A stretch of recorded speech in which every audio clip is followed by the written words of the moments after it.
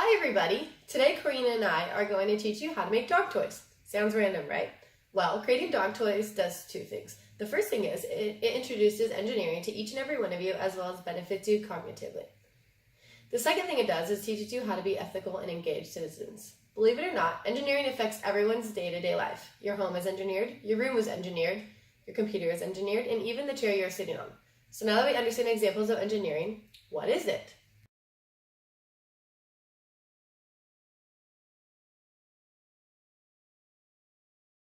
So, engineering is the process of creating and building structures, products, and systems using math and science. How cool, right? An engineer is someone who does any of these things while solving problems. You all are engineers in your everyday life, and we are going to practice it today. Have you ever thought about who made the desk you're sitting on, or how about the house you live in, or the building you're in right now? Well, engineers do that, and we can be engineers in the simplest way by making dog toys.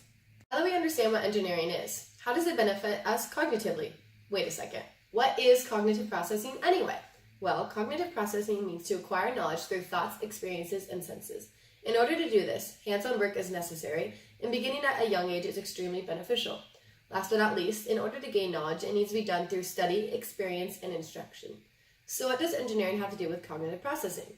Well, since you asked, instructing an engineer assignment to students means you are providing a problem-based learning, cooperative learning, and problem-solving skills.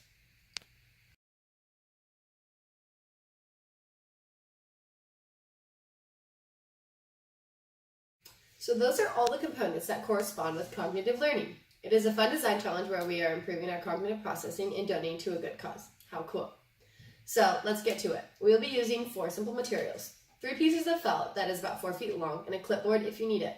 The clipboard will help you hold the felt down while you're braiding so we are able to make a tight braid. We are even able to get fun with this, so feel free to choose any colors or patterns or felt you would like. I'm sure whatever color you choose, the dog will love. So once we braid the dog toy, we can twist it in any way we like, whether it becomes more durable for a stronger dog or a smaller, thinner one for a smaller dog. Get creative. Before we begin teaching you how to create these dog toys, let's show you a finished product. Okay, so here are a few examples of dog toys that we will soon make. This one here is for a smaller dog. It takes a simple braid with 3 pieces of felt, tie a knot at the end, and then turns into a circular dog toy. Here's another example that we can do. This one is a simple braid with 3 pieces of felt, tying a knot in the middle and then 2 knots on the ends. Here's an example of dogs enjoying the dog toys that we will soon make. The next examples we have is this dog toy is a more durable dog toy, so it takes more felt braided into, which makes it more durable for a bigger dog. Here are other examples of dog toys that we have already made that you guys will soon contribute to.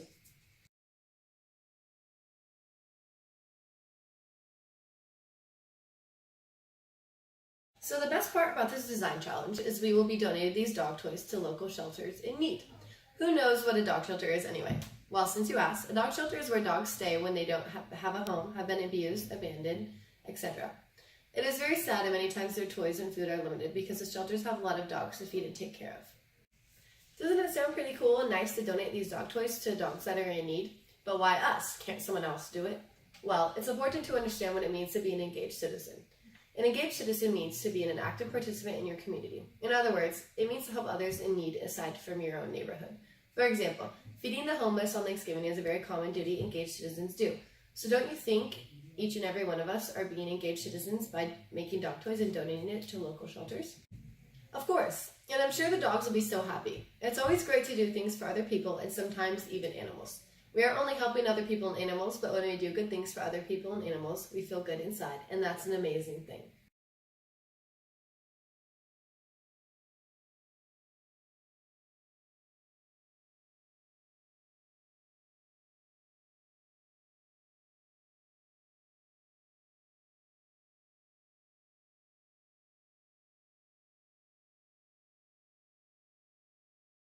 Before we go further into this design challenge, it's important to understand the standards that we will be using. The standards that we are using are NGSS Engineering Design, Developing and Using Models, ISTE Standard Innovative Designer, and ISTE Standard Global Collaborator.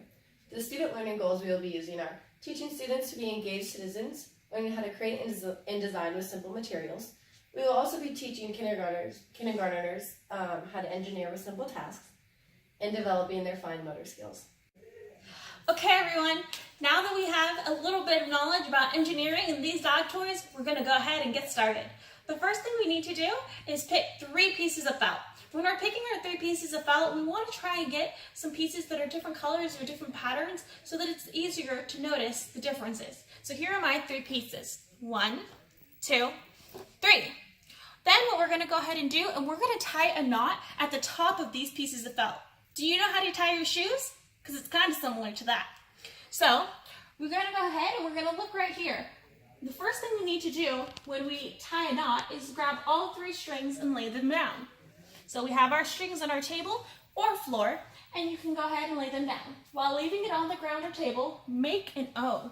So we're going to gather them together, and we're going to make an O at the top.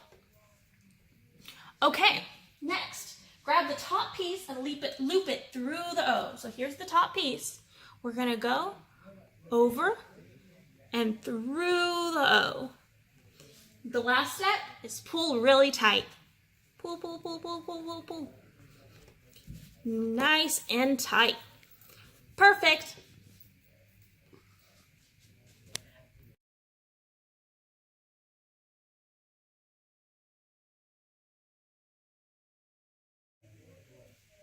Great job. The next thing we're going to do is we're going to grab some tape and we're going to label these pieces of felt because it'll make it a lot easier to follow along which step we're on.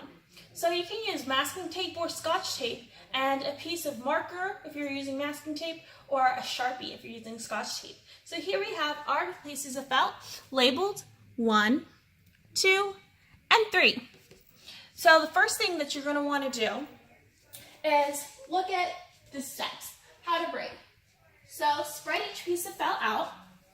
We're going to spread it out once again on the table or the ground. Grab number 1 and cross it over number 2. Number 1, we're just going to cross it over, putting it in between 2 and 3. Grab number 3 and cross it over number 1, putting it in between 1 and 2. So we're just going to kind of pull every time to make sure it's nice and tight. Perfect. Now we're going to grab number 2 and cross it over number 3, making sure to pull. And we're going to go ahead and repeat it.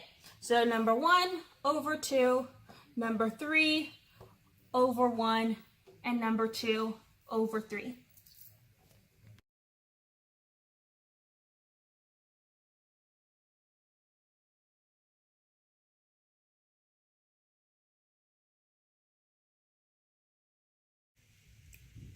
Okay, so we went ahead and repeat steps 2 to 4. So 1 over 2, 3 over 1, 2 over 3. You just keep on repeating it. It's going to be backwards sometimes, so it goes one way and then it goes the other way, but it's still the same numbers, and that's why it's important to make sure you number your felt. And then what we go ahead and do is, once we're done, check to make sure that it kind of looks something similar like this. If there's any mess ups, that's okay. It's really easy to fix. You can just undo it and start over again with the numbers. So that's a great step to go ahead and do. The next thing we're going to do is we're going to do another knot. So remember, when we tie a knot, we grab all 3 strings, we lay them out. We put them together, we put them in an O. We grab the piece, put it through, and then we pull, pull, pull, pull, pull, pull, pull.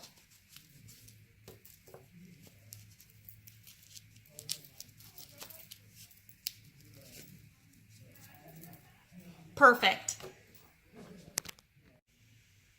So now that we have our finished product, let's go ahead and think about some other ways that we can make this. So for more advanced engineers, you can go ahead, you can make a knot in the middle.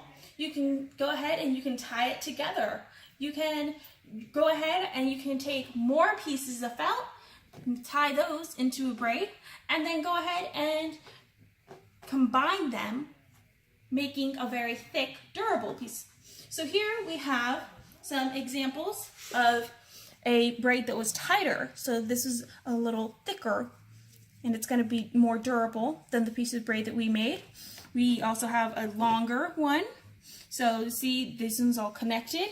So there's just a variety of different things we can do. And if you remember from those pictures that Brielle showed you earlier, then you can go ahead and try anything that you'd like. The only limit for braids is your imagination.